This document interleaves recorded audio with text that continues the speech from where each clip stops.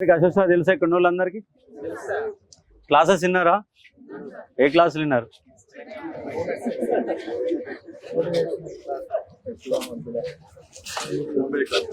ఇవాళ తెలంగాణ రాష్ట్రంలోనే అత్యధిక మార్కులు టాప్లో ఉండేవాళ్ళు ఎవరంటే నల్లగొండ బిడ్డలు. నల్లగొండలో టాప్ ఉంటారు.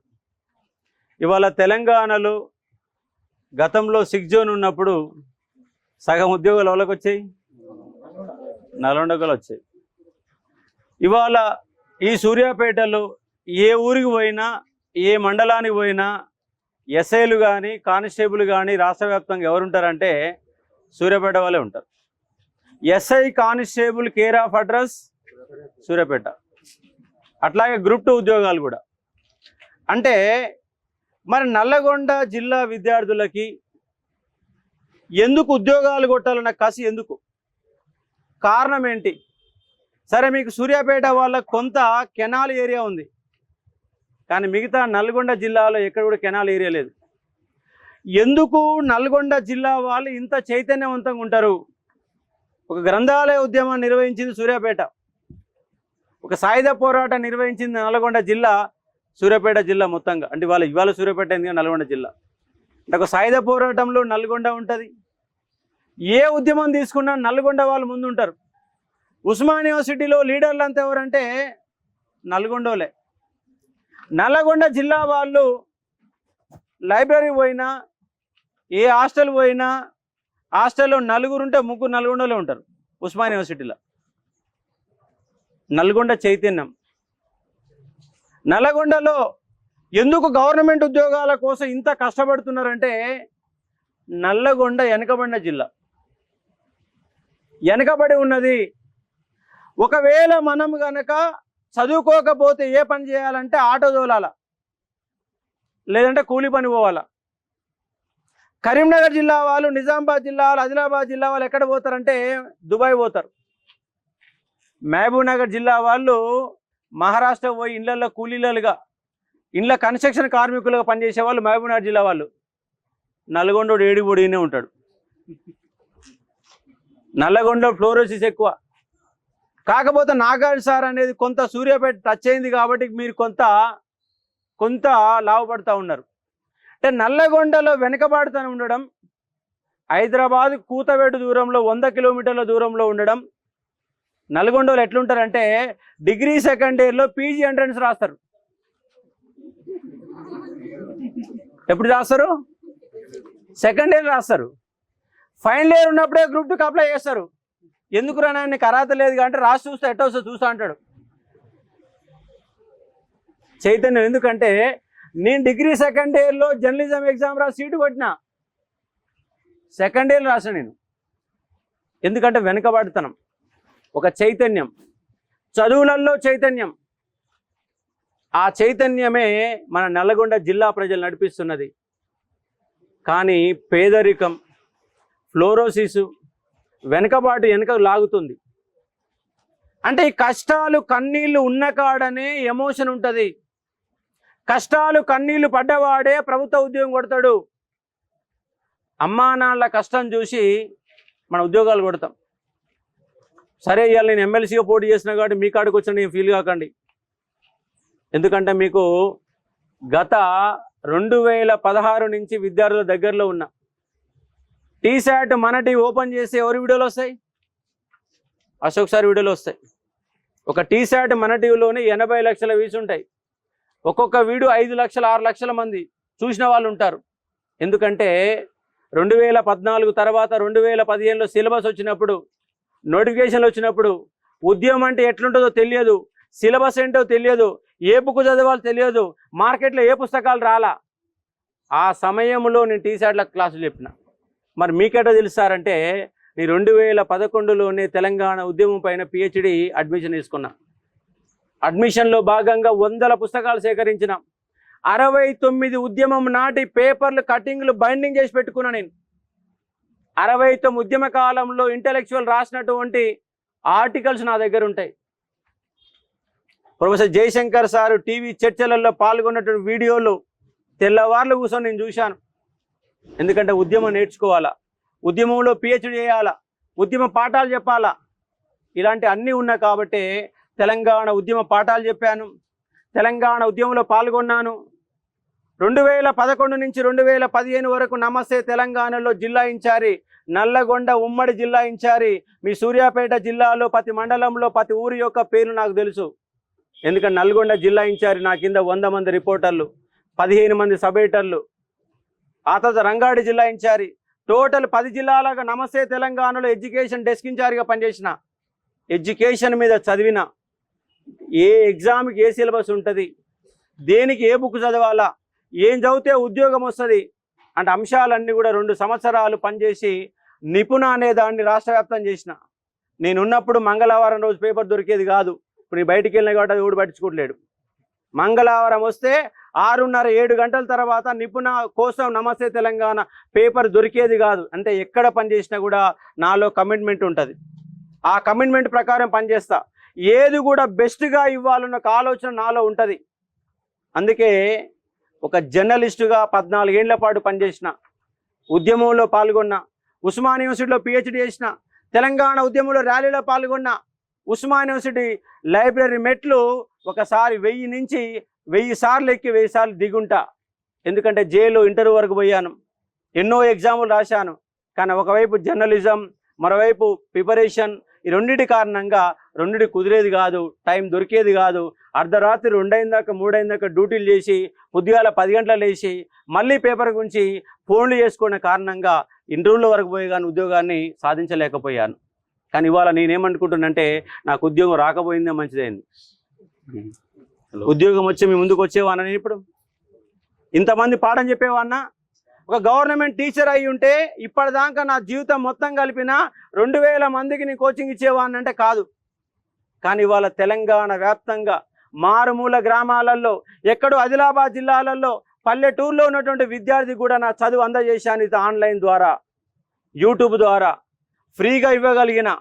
అంటే ఎప్పుడైనా ఒకటి నష్టపోతే మరొకటి వెతుక్కుంటూ మన కోసం మంచిగానే వస్తుంది. కాబట్టి ఎప్పుడు జీవితంలో నైరాశ్యపడొద్దు, ఎప్పుడు భయపడొద్దు. ఎందుకంటే మనం చదువుకున్నోళ్ళం, మన అమ్మా నాన్నల నిరక్షరాస్యులే.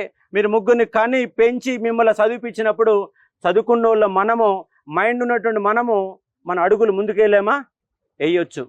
కాబట్టి ఎప్పుడు జీవితంలో నైరాశ్యం వద్దు.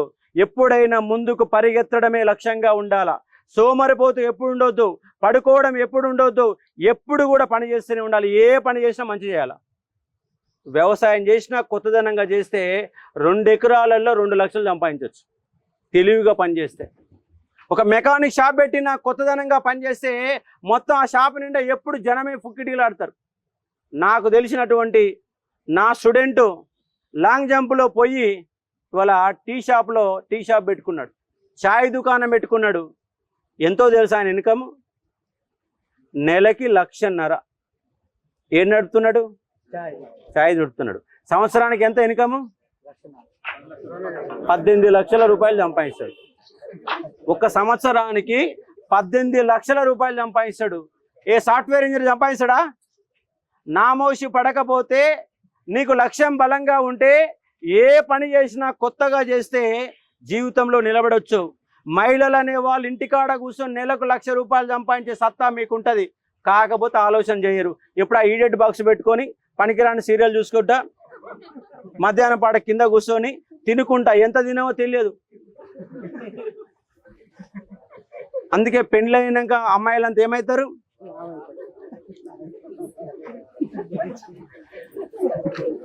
వాస్తవాలు చెప్తున్నా, అబద్ధాలు చెప్తున్నా? కాబట్టి మన లక్ష్యం. తర్వాత పెళ్ళైన వాళ్ళకి ఏం చేస్తున్నాం అంటే ఏం చేయట్లేదు, హౌస్ వైఫ్. అదొక కొత్త క్వాలిఫికేషన్. ఈ మధ్య కాలంలో మహిళలు కనుక్కున్నారు, హౌస్ వైఫ్ అనే కొత్త క్వాలిఫికేషన్ కనుక్కున్నారు. ఎవరైనా మన అమ్మాయిల గంట ఏం చేస్తున్నామంటే ఏం చెప్తారు? పొలం కాడి పోతున్నా, వ్యవసాయం చేస్తున్నా, పని చేస్తున్నా అని చెప్తారు. మరి హౌస్ వైఫ్లు ఏం చేస్తారు? నేనేమంటున్నంటే నవ్విసని చెప్పట్లేను, బీ సీరియస్. ఎందుకంటే చదువుకోరిన అక్షర జ్ఞానం లేని మన అమ్మా నాన్నలు పొద్దుగాల పొద్దుకులు పనిచేసి మనల్ని పెంచి పెద్ద చేసి ఎంత కష్టపడితే మనమేమో హౌస్ వైఫ్ అనే కొత్త క్వాలిఫికేషన్తో ఖాళీగా ఉండాల్సిన పరిస్థితి. చదువుతున్నారు, ఇంతవరకు చైతన్యం వచ్చింది, ఉద్యోగాలు కొట్టాలని లక్ష్యం వచ్చింది, దాన్ని సంతోషపడుతున్నా. కానీ దాన్ని బలంగా చదవాలా, కసిగా చదవాలా. 10 ఉద్యోగాలుంటే 10 ఉద్యోగాలలో నాదే ఫస్ట్ ఉద్యోగం, నాదే ఫస్ట్ ర్యాంక్ అన్నట్టుగా చదవాలా. ఇవాళ నా కాన్ఫిడెంట్ ఉంది. ఎంత కాన్ఫిడెంట్ ఉందంటే 200% నేనే గెలుస్తా. 200%, 100% కాదు, 200% నేనే గెలుస్తా. అది నా కాన్ఫిడెంట్ లెవెల్. ఎందుకంటే గత 10 సంవత్సరాలుగా గవర్నమెంట్ స్టడీ సర్కిళ్ళల్లో, గవర్నమెంట్ ఛానల్లో తక్కువ ఫీజుతో ఫ్రీగా క్లాసులు చెప్పాను. ఒక సైన్యాన్ని తయారు చేసుకున్నా. ఇవాళ కానిస్టేబుల్ వాళ్ళకి ఇబ్బంది వస్తే, రిజర్వేషన్లు ఇబ్బంది వస్తే నేనే కొట్లాడిన కేసులు పెట్టించుకున్నా. లాంగ్ జంప్ వస్తే నేనే నిలబడ్డా. జియో నెంబర్ 46 వస్తే నేనే నిలబడ్డా. తప్పుడు క్వశ్చన్లు వస్తే నేనే నిలబడ్డా. జూనియర్ లెక్చరర్ తెలుగు మీడియంలో, ఇంగ్లీష్ మీడియంలో రెండిట్లో ఎగ్జామ్ పెట్టాలా. కానీ తెలంగాణ పబ్లిక్ సర్వీస్ కమిషన్, మన తెలంగాణ పబ్లిక్ సర్వీస్ కమిషన్ కేవలం ఇంగ్లీష్లోనే ఎగ్జామ్ రాసుకోవాలని నోటిఫికేషన్ ఇచ్చింది. పక్క రాష్ట్రంలో ఏపీలో తెలుగులో ఉంటుంది, గత నోటిఫికేషన్లు తెలుగులో ఉంటాయి, ఇంగ్లీష్లో ఉంటుంది. ఈసారి ఏం రోగం పుట్టింది మీకు అని చెప్పేసి సిటీ సెంటర్ లైబ్రరీ పోయి ఇట్లనే మీ అంట్లో ఎట్లయితే నిలబడ్డారో అందరు నిలబడ్డ వాళ్ళతో అందరితో నిలబడి మాట్లాడి మనం తెలుగులో రాయాలా. ఎందుకంటే మనం గవర్నమెంట్ స్కూల్లో చదువుకున్నాం, పల్లెటూరులో చదువుకున్నాం, మనకు సబ్జెక్టు పైన నాలెడ్జ్ ఉంది, కానీ ఇంగ్లీష్ లాంగ్వేజ్ మీద స్కిల్ లేవు. దాని కారణం మనకు ఉద్యోగాలు కోల్పోతామని చెప్పేసి గట్టిగా మాట్లాడి, అక్కడ మాట్లాడితే పోలీసు వాళ్ళు వస్తే విద్యార్థులంతా భయపడతారు. భయపడకండి అని చెప్పేసి తెలంగాణ పబ్లిక్ సర్వీస్ కలిసి కాడ పోయి ఒక 30-40 మంది పోయి గొడవ పెట్టి చైర్మన్ని కలిసి, చైర్మన్ లోపల రానియలా. ఒకటే మాట చెప్పిన, ఇక్కడ 10 మంది 30 మందే ఉన్నాం, మీరు కనుక రాకపోతే 2000 మంది వస్తారు జాగ్రత్త అన్న. దెబ్బకి లోడు పంపించారు. చైర్మన్తో మాట్లాడితే ఆయన దగ్గర సరైన సమాధానం దొరకలే.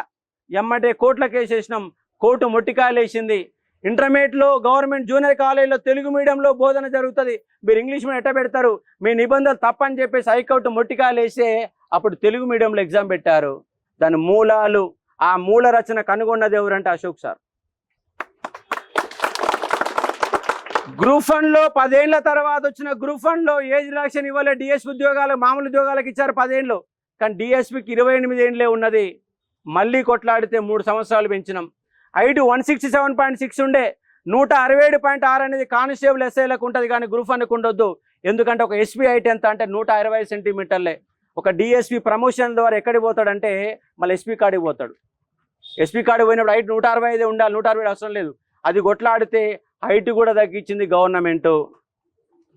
జైలు తెలుగులో వచ్చింది, హైట్ తగ్గించిన, ఏజ్ పెంచిచ్చిన, రిజర్వేషన్ల ద్వారా 2.5 లక్షల మంది కానిస్టేబుల్ అభ్యర్థులు గ్రౌండ్లో ఉరికారు. ఆ ఉరికిన దాంట్లలో 15,000 మందిలో 5,000 మంది 49 మార్కులు వచ్చిన వాళ్ళు, 39 మార్కులు వచ్చిన వాళ్ళు. ఆ టైం వాళ్ళకు మార్కులు రాకపోవచ్చు, కానీ నేను గ్రౌండ్లో గెలిచానన్నటువంటి ఒక ధైర్యంతో మళ్ళీ చదివి టాపర్గా వచ్చారు. కానీ మళ్ళా సమస్య మొదలైంది. జియో నెంబర్ 36 కష్టపడి 125 కష్టపడి 125 మార్కులు తెచ్చుకుంటే హైదరాబాద్లో ఉన్నోడికి 80 మార్కులకు ఉద్యోగాలు ఇచ్చారు. సూర్యాపేట జిల్లోడికి 126 వచ్చినా కూడా ఉద్యోగాలు ఇచ్చారంటే ఇవ్వలేదు. వాళ్ళది కొట్లాడుతున్నారు, 8 నెలలుగా కొట్లాడుతున్నారు. ఆ కొట్లాడుకు నా మద్దతు ఉన్నది. జియో నెంబర్ 46ను బయటికి వెళ్ళో తీసుకొచ్చి మాట్లాడింది ఎవరంటే అశోక్ సారే. ఇంకా పరిష్కారం కాలేదు. ఎన్నికల కోడ్ అయిపోయినాక జూన్ 5వ తారీఖు నుంచి ప్రభుత్వం కనుక లొంగి వచ్చి ఉద్యోగాలు ఇవ్వకపోతే మన 5గురమే నిరాదీక్ష చేసినాం.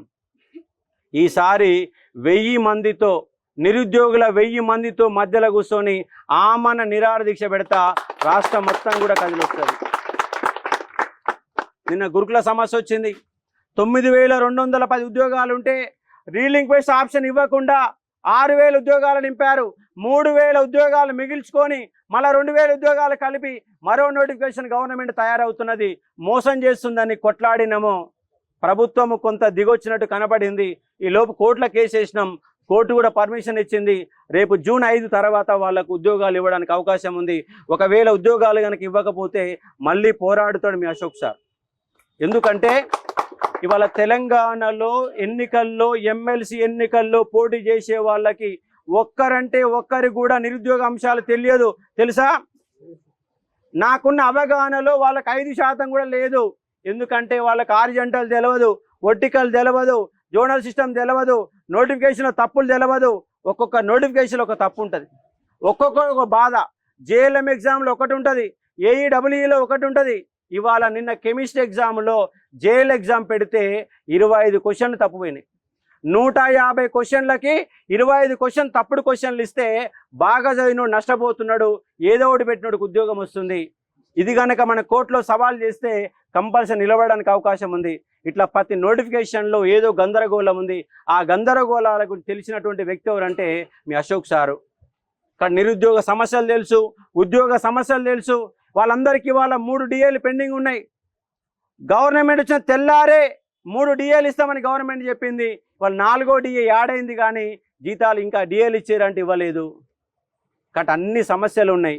వాళ్ళ గురుకులాలలో ఉపాధ్యాయులు అనే వాళ్ళు పాఠం చెప్పకుండా వంటలు చేస్తున్నారు, పాఠం చెప్పకుండా నైట్ వాచ్మెన్లుగా పనిచేస్తున్నారు, పాఠం చెప్పకుండా మెనూ రాసుకుంటున్నారు, పాఠం చెప్పకుండా ఆ బాత్రూమ్లు మంచిగా ఉన్నాయా, ఈ ఫ్యాన్లు తిరుగుతున్నాయా, అది క్లీనింగ్ ఉందా లేదని చెప్పేసి నైట్ డ్యూటీలు వేసి నైట్ వాచ్మెన్లుగా మార్చారు, వార్డెన్లుగా మార్చారు.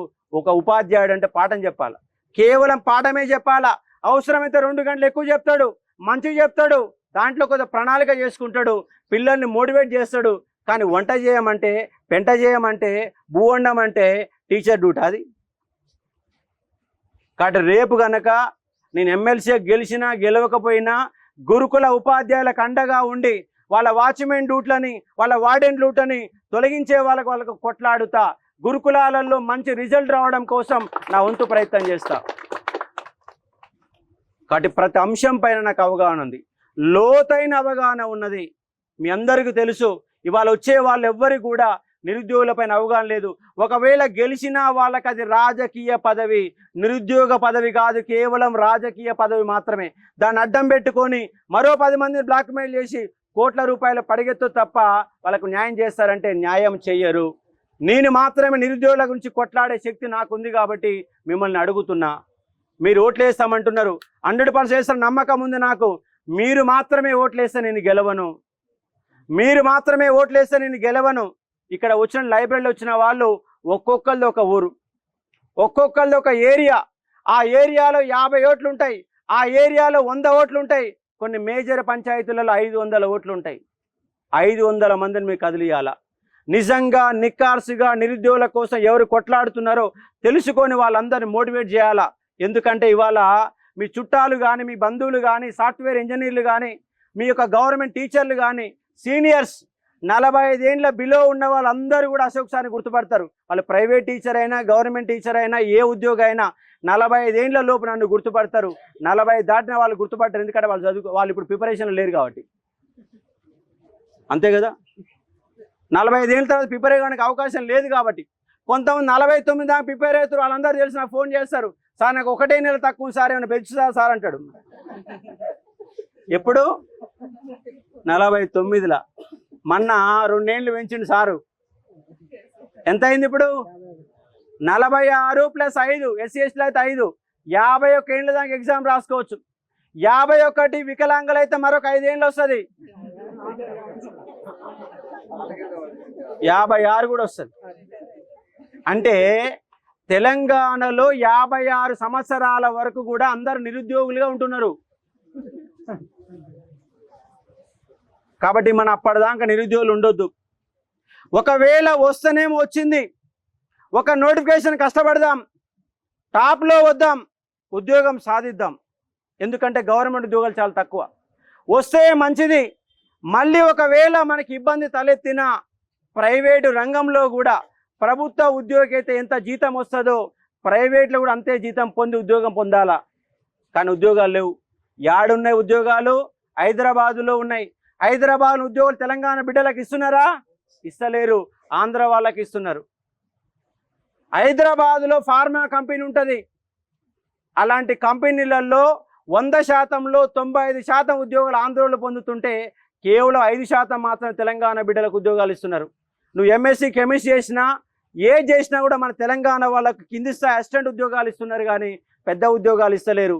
రేపు గనక తెలంగాణ యొక్క నీళ్లు వాడుకొని, తెలంగాణ నిధులు వాడుకొని, తెలంగాణ భూమి తీసుకొని తెలంగాణ మార్కెట్ తీసుకొని తెలంగాణ సౌకర్యాలను తీసుకొని హైదరాబాద్ పొల్యూషన్ అంటగట్టి హైదరాబాద్ మార్కెట్ని వాడుకొని తెలంగాణ బిడ్డలకు మాత్రం ఉద్యోగాలు ఇవ్వకుండా ఆంధ్ర వాడికి ఉద్యోగం ఇస్తున్నాడు. కానీ దానిపైన నా ఫైట్ ఉంటుంది. లోకల్గా హైదరాబాదులో 75% మందికి 75% ప్రైవేటు రంగంలో తెలంగాణ బిడ్డలకి ఉద్యోగాలు ఇస్తామని మన కాంగ్రెస్ పార్టీ ఎన్నికల మేనిఫెస్టో పెట్టింది. అమలు చేస్తుందా అంటే చెయ్యదు. అమలు చేపించి తీరుతా. ఎందుకంటే రేపు నేను రాష్ట్ర వ్యాప్తంగా పర్యటన చేస్తా, నిరుద్యోగులందరినీ చైతన్యవంతం చేస్తా. హైదరాబాదు మనది, హైదరాబాద్లో ఉన్న ఉద్యోగాలని మనవని చెప్పేసి అందరికి తెలియజేస్తా. అడుగు అడుగు నడుస్తా, అందరినీ కదిలిస్తా, నిరుద్యోగులందరినీ ఏకం చేస్తా. ఏ రోజైతే అశోక్ సార్ ఆధ్వర్యంలో 1,00,000 మందితో హైదరాబాదులో మీటింగ్ పెట్టగలిగే శక్తి అయితే ఎప్పుడైతే వస్తుందో అప్పుడు ప్రభుత్వాలని దిగొస్తాయి, మన మాట వింటాయి, మన చెప్పినట్టు చేస్తాయి, మన ఉద్యోగాలు మనకిస్తాయి. కాబట్టి నిరుద్యోగులలో చైతన్యం కావాలా.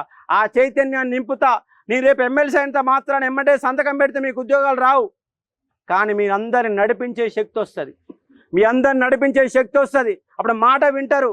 రాష్ట్ర వ్యాప్తంగా పర్యటన చేసి అవసరమైతే నిరాహార దీక్షలు చేసి అయినా ఈ నిరుద్యోగుల గొంతుకనై నిలబడతా. ఇంకో 30 సంవత్సరాలు ఇవాళ చెప్తలేను, రేపు ఎమ్మెల్సీ గెలుస్తానా గెలవని అంశం పక్కన పెడితే మనం ఇంకో 30 ఏళ్ల పాటు అశోక్ సార్ కంపల్సరీగా ఒక అంబేద్కర్ వారసుడిగా నిలబడతాడు. అందరి హక్కుల కోసం కొట్లాడుతాడు. ఆ నమ్మకం మీకుందని నేను భావిస్తూ ఉన్నా. ఎందుకంటే గత 4 ఏళ్లుగా నేను ఇంట్లో ఉండదానికంటే బయట ఉన్నది ఎక్కువ. చెప్తే పాఠం చెప్పాలా, లేదంటే రోడ్డు మీద ఉండి ఫైటింగ్ చేయాలా. కాబట్టి ఆ 2 లక్షణాలు నాకున్నాయి. కాబట్టి ఒక అధ్యాపకుడిని, చరిత్ర తెలిసిన వాడిని, చరిత్రను బోధించిన వాడిని, గతంలో ఏం జరిగింది, రాబోయే రోజుల్లో ఏం జరుగుతుంది, విద్యార్థులను మేల్కొల్పే శక్తి నాకుందని చెప్పేసి నేను భావిస్తూ ఉన్నా. మీకు నమ్మకం ఉండదా నా పైన? వేస్తారా? మరి మీరేస్తారా, ఏపిస్తారా? ఎందుకంటే రేపటి సంధి ఊర్లలో ఫోన్లు పట్టుకొని తిరుగుతారు. ఫోన్లు పట్టుకొని ఫోన్ పే చేస్తాం, ఓటేయమని చెప్తారు. ఎన్ని ఓట్లు అడుగుతారు? 5 ఓట్లు ఉన్నాయా? సరే నీకు 25 కొడతా, పెట్రోల్ పోస్తా. కానీ ఒక్కసారి ఓటు నమ్ముకుంటే మళ్ళా మీ నిరుద్యోగుల గురించి మాట్లాడే శక్తి వాళ్ళకు ఉండదు. ఎందుకంటే వాడు ఏమంటాడంటే నీ పైసలు ఇచ్చి గెలిచినా, ఒట్టి గెలిచినా నాకేం చేస్తావు, పుణ్యాన్ని చేస్తున్నావు అని అడుగుతాడు. మొన్న కొంతమంది బావిలు పోతే తలుపు పెట్టుకున్న లోపల రానియలా. కాబట్టి అంశాలు అన్నిటిపైన నాకు అవగాహన ఉంది. మిమ్మల్ని మోటివేషన్ చేసే శక్తి నాకున్నది. ఎలా చదవాలో చెప్తా, ఏం చదవాలో చెప్తా. ఎందుకంటే ఇవాళ హైదరాబాద్లో ఎన్నో సాఫ్ట్వేర్ కంపెనీలు ఉన్నాయి. బీటెక్ చేసిన వాళ్ళు ఉన్నారు, ఎంటెక్ చేసిన వాళ్ళు ఉన్నారు. కానీ వాళ్ళకి హైదరాబాద్లో కంపెనీలలో అవసరమైన సాఫ్ట్వేర్ తెలియదు. ఆ సాఫ్ట్వేర్ నేర్పియాలా, ఆ సాఫ్ట్వేర్ అందజేయాలా, ఇంగ్లీష్ లాంగ్వేజ్ స్కిల్స్ పెంచాలా. ఇవన్నీ కనుక చేస్తే 100% బీటెక్ చేసిన వాడు జొమాటోలో పనిచేయాల్సిన అవసరం లేదు, ఎంటెక్ చేసిన వాడు జొమాటోలో పనిచేయాల్సిన అవసరం లేదు. కాబట్టి ప్రతి అంశం పైన నాకు అవగాహన ఉంది. నిలదీసే శక్తి ఉంది, పోరాటం చేసే శక్తి ఉంది, మీకు అండగా నిలబడే శక్తి ఉంది. కాబట్టి నాకు అండగా నిలబడతానని నేను భావిస్తూ ఉన్నాను. మళ్ళీ కూడా ఇంకోసారి వస్తా. ఈసారి వచ్చినప్పుడు ఎంతో కొంత కనీసం ఒక 100 పేజీల మెటీరియల్ అని మీకు ఇచ్చిపోతా. నా బుక్లో షార్ట్ నోట్స్ ఉంటుంది, 100 పేజీలు ఉంటుంది. ఆ 100 పేజీలు మీకు ఒక ప్రింట్ రూపంలో ఇచ్చేసిపోతా. ఎందుకంటే నేను చేసే దానం విద్యాదానమే, పైసల దానం కాదు. ఆల్రెడీ యాప్లో అంతా ఫ్రీగానే ఇస్తున్నా. ₹1 అంటే పైసలు, అది ఫ్రీగానే ఇస్తున్నా. మరి ₹1 ఎందుకు కట్టాలా? అది తీసుకోదు, సాఫ్ట్వేర్ తీసుకోదు. కాబట్టి ₹1కే ఉన్నది. ఈ ₹1 మీరు మొత్తం ఇప్పుడు అన్ని చదవలేరు. ఎందుకంటే 1400 గంటలు, రోజు నువ్వు 12 గంటలు విన్నా కూడా అయిపోతుంది. మరి ఇప్పుడు ఏం చేయాలంటే నువ్వు ఏ సబ్జెక్ట్ అయితే వీక్ ఉన్నావో, ముఖ్యంగా కరెంట్ అఫైర్స్ వినాలా, ఎస్ఎన్టీ వినాలా. ఫస్ట్ పేపర్లో 150 మార్కులలో మీరు నిర్లక్ష్యం చేసే అంశాలు ఏంటివంటే, ఒకటి ఇంగ్లీష్.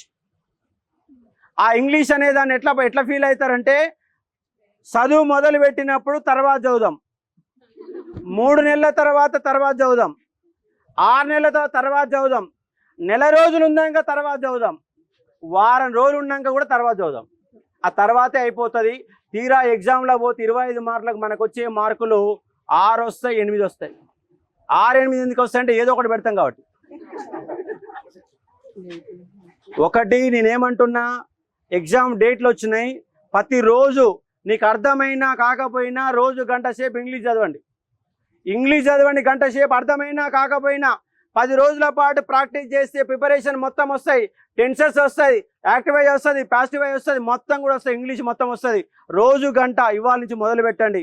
గ్రూప్ 1 ప్రిలిమ్స్లో ఇంగ్లీష్ లేదు, ఉందా? రేపు వచ్చిన అడగండి, గ్రూప్ 1 ఇంగ్లీష్ ఉంటుందా సార్ అని అడగండి, చెప్తారా? మరి యాడుంది గ్రూప్ 1 ఇంగ్లీష్? యాడున్నది? ఎక్కడున్నది? మెయిన్స్ లో qualifying paper, not countable paper, కేవలం క్వాలిఫైయింగ్ పేపర్ ఉంది, అందుకే ఫిలిమ్స్ లో పెట్టాలా. కాబట్టి ఇంగ్లీష్ అనేది అన్ని పోటీ పరీక్షలు 25 మార్కులు వస్తాయి. దానికోసం గంట టైం కేటాయించండి. రెండవది సైన్స్ అండ్ టెక్నాలజీ. ఒక బయో సైన్స్ వాళ్ళకు, ఫిజిక్స్ వాళ్ళకు మాత్రమే bio science science and technology అర్థమైంది, మిగతా వాళ్ళకి కాదు.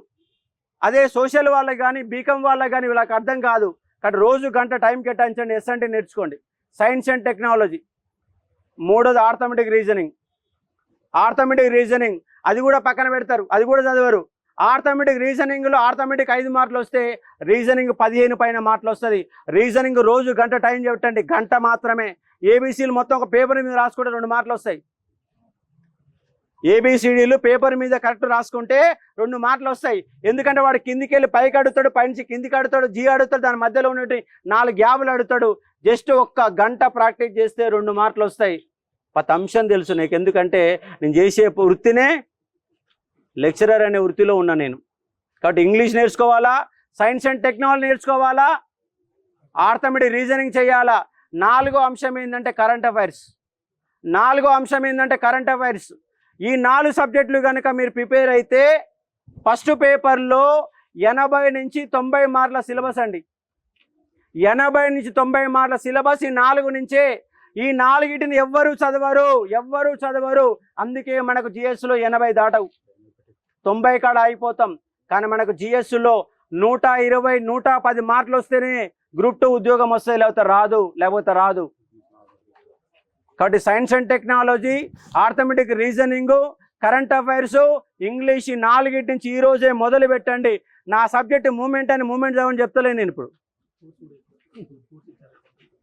ఆల్రెడీ తెలుసు, అందరూ తెలుసు. అలాగే తెలుసా? ₹1 కోర్సు ఎంతమంది తీసుకున్న వాళ్ళు ఎంతమంది ఉన్నారు? ఇంకా తీసుకున్న వాళ్ళు ఉన్నారా? ఇంకా ₹1 తెలియదా మీకు? మరి ఇంకా అడగలే ఎవరిని. ఇప్పుడు తీసుకోండి ఇవాళ. అది ఎమ్మటే కాదు, జర కష్టమవుతుంది. ఓసారి 4 సార్లు ట్రై చేయాలా, 10 సార్లు ట్రై చేయాలా. ఎందుకంటే అది టెక్నికల్ ఇష్యూ కొంత వస్తూ ఉంది. అది ఇచ్చేవాళ్ళు ఎవరు లేరు, అందరు పనిలో ఉన్నాం మేము. కాబట్టి ₹1 కోర్సు తీసుకోండి, కష్టపడండి, చదవండి. ఉద్యమ చరిత్రలో గ్రూప్ 2లో కంపల్సరీగా మనకు 135 మార్కులు వస్తాయి. అన్నిటికంటే స్కోరింగ్ సబ్జెక్టు కేవలం ఉద్యమ చరిత్ర, తెలంగాణ హిస్టరీ, ఇండియన్ హిస్టరీ 250 మార్కులు. అది నా ఒక్కని సబ్జెక్టు. అది బాగా చదవండి. నాకంటే ఉద్యమాన్ని ఇంకెక్కువ చెప్పేవాళ్ళు ఎవరు లేరు రాష్ట్రంలో. క్లాసెస్ మొత్తం వినండి, నోట్స్ రాసుకోండి, కష్టపడండి. కేవలం 783 ఉద్యోగాలు మాత్రమే గ్రూప్ 2లో ఉన్నాయి. రేపు జూన్ 4వ తారీఖు నాడు ఎన్నికల కోడ్ అయిపోయిన తెల్లారి ఈ జీవో నెంబర్ బాధితుల పక్షాన, ఈ పోస్టుల పెంపు పక్షాన రేపు 3000 ఉద్యోగాలు కనుక ఉరుకులాలకు ఇవ్వకపోతే ఈ 3 అంశాలపైన మరోసారి ఆమరణ నిరాహార దీక్ష కూర్చుంటా. ఈసారి ఇచ్చే వరకు లేవను. ఎందుకంటే నాకేమన్నా అయితే రాష్ట్రం బగ్గుమంటది. అందుకే భయపడి ఇందిరా పార్క్ కాడ పర్మిషన్ అడిగితే నాకు ఇవ్వలేదు. ఇబ్బందులు పెట్టే ప్రయత్నం చేశారు, అరెస్టులు చేశారు, జైలు పెట్టారు. ఏది పెట్టినా కూడా అశోక్ సార్ని ఆపడం అనేది వాళ్ళ తరం కాదు. ఎందుకంటే ఒక్కసారి మునిగిన వాడికి మళ్ళీ చలి పెడుతుందా అంటే పెట్టదు. జైలు పోయించినంతకంటే ఎక్కువ అని ఉందా? ఎన్కౌంటర్ చేయరుగా. నన్ను గవర్నమెంట్ ఎన్కౌంటర్ చేస్తుందా? నక్సలిజం ఉంటే చేసేది, ఇప్పుడు నక్సలిజం లేదు. కానీ నన్ను ఎవ్వడు ఏమి చేయలేరు. కాబట్టి కొట్లాడే శక్తి నాకున్నది. కాబట్టి ఆ పవర్ని మరింత పెంచమని అడుగుతున్నా. లేకున్నా కొట్లాడుతా, ఉన్నా కొట్లాడుతా. కాకపోతే ఒక పదవిలో ఉంటే ఒక మంత్రి కాడు పోయి సమస్య మాదని డైరెక్ట్గా మంత్రి కాడు పోగలుగుతా. లేకపోతే పోయి ఆడ కూర్చుంటే వాడు గంట సేపు కూర్చోబెడతాను. నన్ను ఒక కంపెనీ కాడు పోయి మాట్లాడుతా. మాకు ట్రైనింగ్ కావాలని అడుగుతా. రాష్ట్ర వ్యాప్తంగా కష్టపడతా. అందరికీ రేపు మీకు ఇవాళ గ్రూప్ 2 మాత్రమే నేను ఫ్రీగా ఇవ్వగలుగుతున్నా. కానీ జేఈ ఇవ్వలేను, నీట్ ఇవ్వలేను, సెంట్రల్ జాబ్లకు ఇవ్వలేను, సివిల్స్కి ఇవ్వలేను. మరి అవన్నీ కూడా ఇవ్వాలా.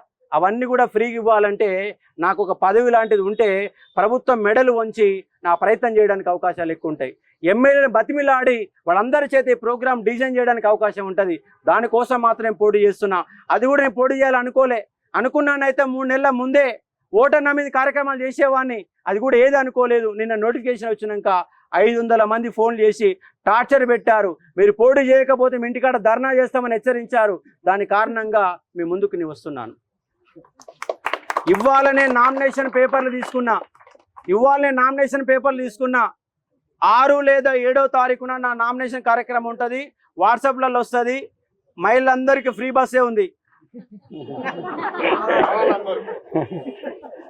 సూర్యాపేట నుంచి నల్గొండ ఎంత దూరం? గంట సేపే జర్నీ. ఎండ కొడుతుంది, చెమటలు పడుతున్నాయి అనుకోకుండా మీ సోదరునిగా భావించి, మీ నిరుద్యోగ సోదరునిగా భావించి, మీ యొక్క టీచర్గా భావించి ఈ లైబ్రరీలో ఎంతమంది ఉన్నారో రేపు నా నామినేషన్ కార్యక్రమానికి అందరూ వస్తారని భావిస్తూ ఉన్నా. వస్తారా? కంపల్సరిగా చూస్తాను కదా. మాత్రమే ఒకటే ఓటు వచ్చి బయటికి రండి. ఇవన్నీ అవసరం లేదు. ఇక అశోక్ సార్కే నిక్కర్సిగా మీరు నిజంగా అశోక్ సార్కే వేయాలనుకుంటే ఒకటే ఓటేసి బయటికి రండి. లేదు నేను బీజేపీ, లేదు నీ కాంగ్రెస్, నాకు కోసినా కూడా బీజేపీ రక్తం వస్తా అంటే అప్పుడు బీజేపీకి వేసిన తర్వాత సెకండ్ ఓటు నాకేయండి. అంటే మీరు నిజంగా అలాంటి భావజాలం ఉంటే, అలాంటి భావజాలం ఎవరికి లేదు. ఉందా ఇప్పుడు? ఇవాళ ఎవరికి లేదు. కాబట్టి నాకు మాత్రమే ప్రాధాన్యత ఒకటి మాత్రమే వేయాలని కోరుతా ఉన్నాను. కాబట్టి మీరు కష్టపడండి. ఈ నెల రోజుల పాటు, 2 నెలల పాటు, 3 నెలల పాటు కష్టపడండి. రేపు జూన్ తర్వాత మీలో ప్రతిరోజు ఒక అర్ధగంట సేపు మోటివేషన్ క్లాస్ తీసుకుంటా. ఎందుకంటే మనిషికి ఫస్ట్ ఏం కావాలంటే మైండ్ పవర్ కావాలా. ఇంకోటి ఏంటంటే మిమ్మల్ని అందరు ఇబ్బంది పెట్టేవాళ్ళు మీ ఇంటి పక్క వాళ్ళే, మీ ఇంట్లో వాళ్ళే, మీ అమ్మ నాన్ననే. ఏమంటారు అంటే ఇప్పటికి 4 ఏళ్ళు చదువుతున్నాయి, ఏం చదువుతామో ఇంట్లో కూర్చోగంట కూర్చోంటారు. పక్క వాళ్ళు అంటారు ఏమో ఎప్పుడమ్మా 10 ఏళ్ళ కాబట్టి 10 ఏళ్ళు అయితే ఎప్పుడు చూసినా పుస్తకాలే. ఆ పిల్లలను పట్టించుకోదు, ఆ భర్తను పట్టించుకోదు, ఆమె లోకం ఆమెదే. కానీ చివరికి ఆమె ఏం సాధిస్తుంది అంటే గ్రూప్ 2 ఆఫీసర్ అవుతుంది. అప్పుడు అంటారు నేను అయ్యాలనే అనుకున్నా. అసలు ఎంత చదివేది, అసలు ఇల్లుని మొత్తం వదిలిపెట్టి చదువు మీదే కూర్చునేది. వస్తే రాకపోతే ఇట్లుంటుంది, వస్తే అట్లుంటుంది. మనోడు ఎవడన్నా మన చుట్టాలోడు పెద్దోడు అయిననుకో, అటు దూరం చుట్టమైనా మావోడే, అసలు మా పాలోడే అని చెప్తారు, మనోళ్ళే అని చెప్తారు. అంటే మనం ఎదుగుతుంటే మన దగ్గరికి వస్తారు, మన కింద ఉంటే దూరం ఉంటారు. ఎవడైనా పేదరికంలో ఉన్నోడు మన ఇంటికి వచ్చి 1000 రూపాయలు అడుగుతాడు నమ్మకం ఉంటే మన ఇటు చూసినా కూడా మనం చూడకుండా తప్పుగా అంటే వెళ్ళిపోతాం. కానీ కష్టాలలో ఉన్నప్పుడు, నష్టాలలో ఉన్నప్పుడు, ఇబ్బందులు ఉన్నప్పుడు ఎవడైతే మన సాయం చేస్తాడో, ఎవడైతే మన దగ్గర వస్తాడో వాడే నిజమైన మిత్రుడు, నిజమైన బంధువు. కాబట్టి మీరు కష్టాల్లో ఉన్నప్పుడు, నష్టాలు ఉన్నప్పుడు, అంటే మీకు పర్సనల్గా నేను ఏం చేయలేకపోవచ్చు, మీ ఇంటికి రాకపోవచ్చు, మీకు పైసలు ఇవ్వకపోవచ్చు, కానీ నిరుద్యోగుల తరపున నిలబడే ఒక శక్తి మాత్రం నాకున్నది. కాబట్టి మీలో సంపూర్ణంగా మోటివేషన్ నింపుతా, ఉద్యోగం అనే లక్ష్య సాధన కోసం మిమ్మల్ని పంపే విధంగా ప్రయత్నం చేస్తా. మీ గ్రూప్ 2 పోస్టులు మరొక 1000 పోస్టులు పెంచాలని రేపు అవసరమైతే జూన్ 5వ తారీఖు నాడు నిరాహార దీక్ష మళ్ళీ మొదలు పెడతాను. మళ్ళీ కొట్లాడి పోస్టులు పెంచుతా. ఎందుకంటే నల్గొండ జిల్లాలో, నల్గొండ జోన్లో, ఏ జోన్లో అయినా కూడా ఎన్ని వస్తున్నాయి అంటే ఓపెన్లో 20 వస్తున్నాయి, రిజర్వేషన్ 4 వస్తాయి, మొత్తం కలిపి 25. పోస్టులు ఎన్ని ఉన్నాయి? 783. 783లో నీకు వచ్చే పోస్టులు 50 మాత్రమే. 50 కాదు, 200 పోస్టులు ఒక అభ్యర్థికి పోటీ పడే విధంగా అవకాశం ఉండే విధంగా నేను తయారు చేస్తానని, కష్టపడతానని చెప్పే ఒక ప్రయత్నం చేస్తున్నాను.